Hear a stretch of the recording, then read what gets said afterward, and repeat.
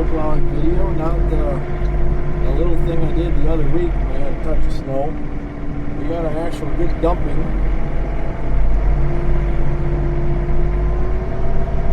And along with doing cab shots, I'm going to put the camera outside to get a little bit of the filming of the cleanup here. I mentioned you're saying some spots probably got a foot. There were some drifts a little bit deeper than that. Old Highway 2 across the South Shore, there were some spots that there were drifts maybe a car length long. It's maybe a foot and a half, 2 feet deep in spots. The wind was really kicking it across. So, pretty good storm for the day before Thanksgiving. Came in last night, started out as rain, 40 degrees. Last I saw, the temperature was like 24, so it's cooling off. That's part of the reason why I'm rushing to clean the snow before it even stops snowing, so this doesn't set up like cement tonight when it gets colder. This was a pretty wet lake effect snow. We had winds out of the north. Yeah, but you can see by all the gravel I'm kicking up, the ground wasn't frozen, so it's a pain in the neck to clean up. Hopefully I'm not going to pay the price of not having chains on. I just have to go a little more smaller bites to clean up the snow. Can't use the back blade as much with this much snow without chains, but we'll get it done. It'll take a little bit, so let me see if I can set the camera up outside, get a little outside footage.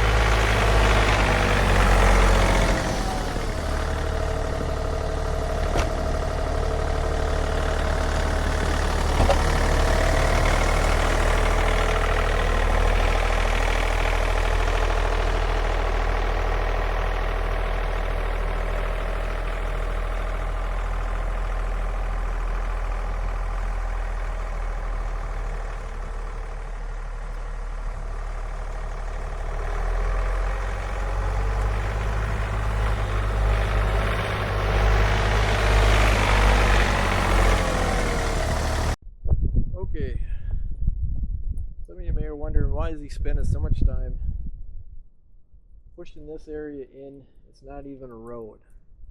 Well, if we have a winter like we had 5 years ago, yeah, it's be about 5 years ago, I ended up filling this entire space up with snow plowing around here. Unlike the highway department, who has thousands of miles to distribute the snow on, alongside the roads and ditches and everything else, I'm kind of limited in where the snow goes. So I have to make these areas at the beginning of the snow season, so I have a place to kind of stockpile the snow, so I'm not having to truck it with the bucket or push it with the blade for hundreds and hundreds of yards to get it out of my way.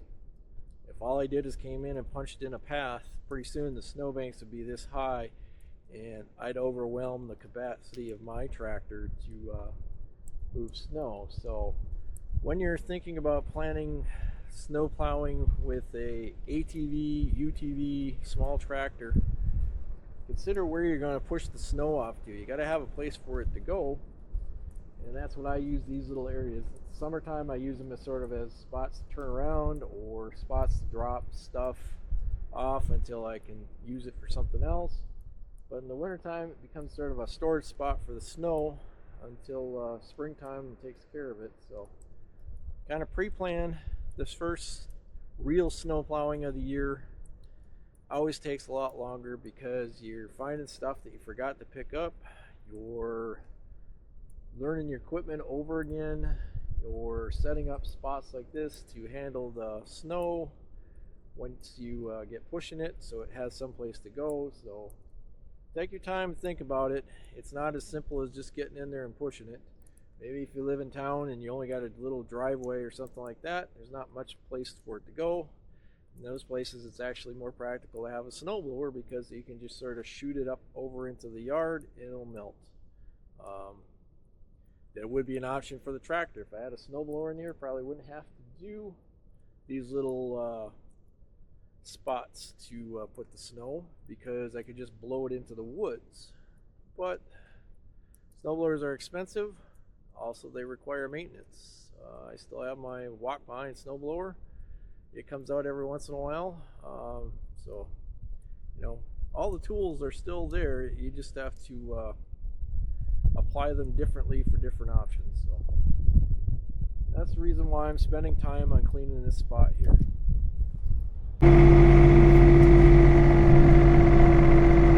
Well, we'll try to break a trail up to the tree stand. Maybe create a path for the deer to follow.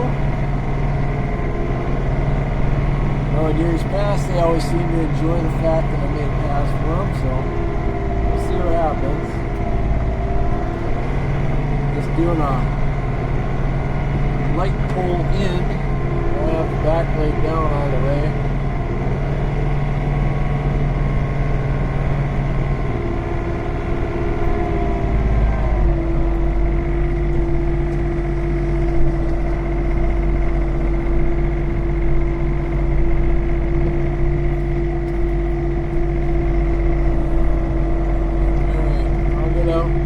Out so you can see what's going on.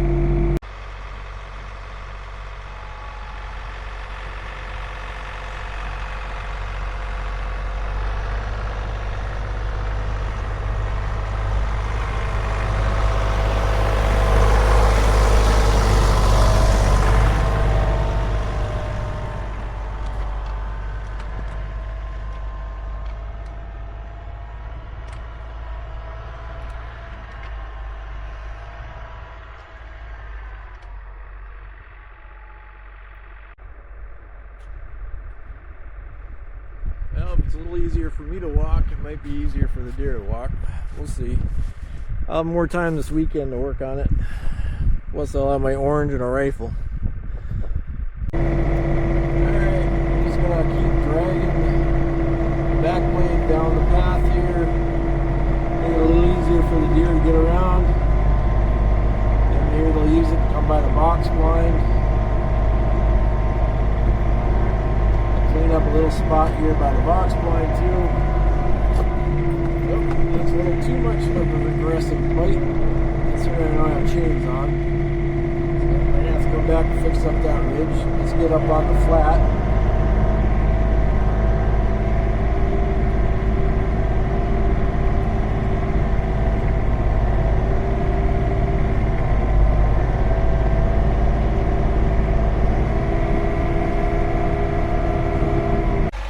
Okay, you guys hang out here by the box blind. I'm going to clean a little bit out of this.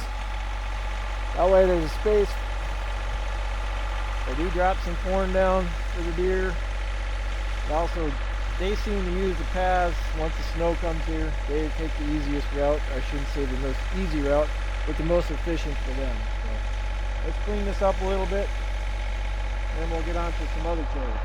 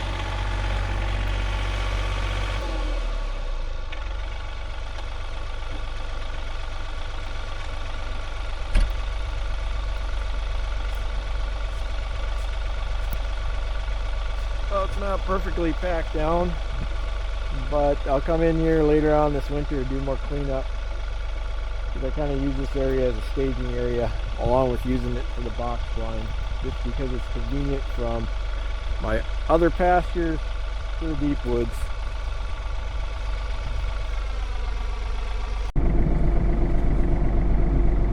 Alright, I think we talked about setting up spots for staging for snow plowing in the future. A little bit of what I'm doing in the woods today is just sort of establishing routes so I can keep these trails packed as much as possible with the tractor.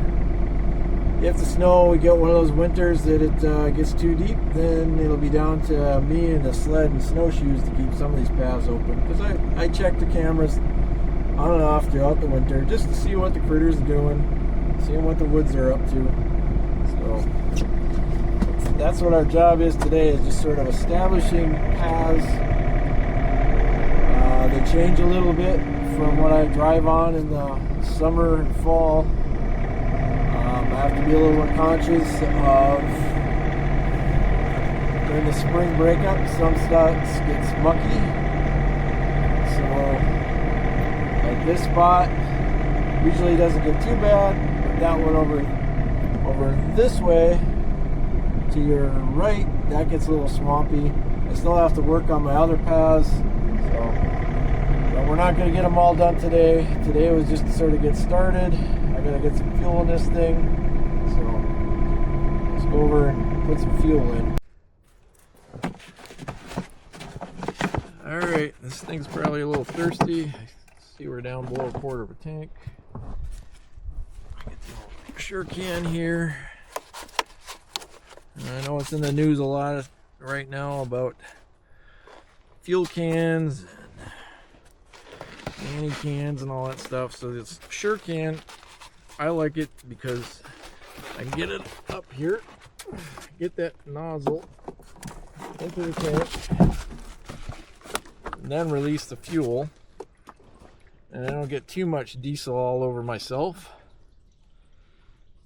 It's not a real fast way of filling this thing up, but yeah, and I got to move my diesel cans in a little bit more so they don't get so covered with snow. I do use Howe's diesel mix in whatever the ratio is for every 5 gallons. So never had a problem with gelling. So, but the sure can.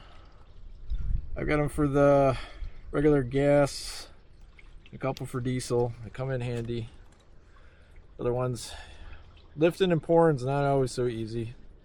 And driving over to where there's fuel, well, that's probably eat up an hour of my time to run down a few miles to the fuel station and back. So simple thing. I know they have pumps and everything else, but you know, 5 gallons of diesel in this tractor pushing snow goes a long ways. The rotary cutter probably uses up the most fuel on this tractor, and imagine if I had other implements that ran off the PTO, it'd be the same deal, that run a lot higher RPMs. You know, I don't have to really crank the RPMs to move snow. In fact, if I have the RPMs up, a lot of times I end up spinning more. And I'm seeing today that probably going to have to get the chains out. So I got a couple of chunks of plywood. I'll make a whole video on putting chains on. That's always a fun project. So we got to get some of them super strength zip ties. Do that this weekend. I see it's supposed to be dry the rest of the weekend, so Thanksgiving Day tomorrow should be dry, and I think it's gonna be dry the rest of the weekend, but then it's starting to get cold on Monday. That was part of the reason I wanted to get in here and at least knock down some of the banks, fix a few of the trails. Probably have to get out here Friday or Saturday, do a little more snow cleanup. Maybe I'll bring the revolver with, put on the orange vest while I'm running the tractor, in case I see any deer running across.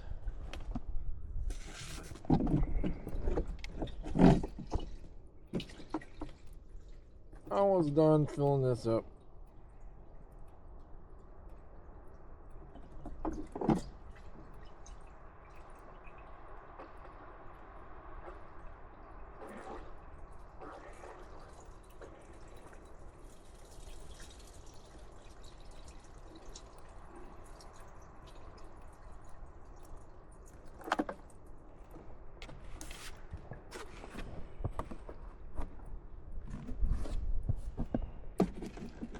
Not quite to the top, but close.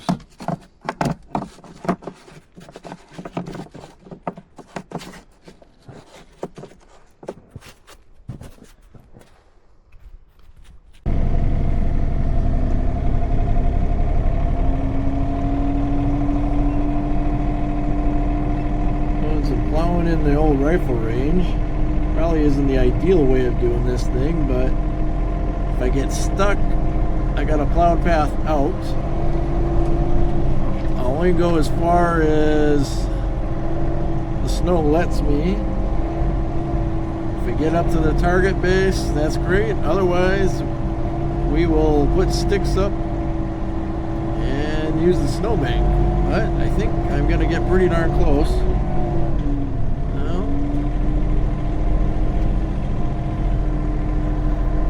There we go. Won't even have to snowshoe into the target.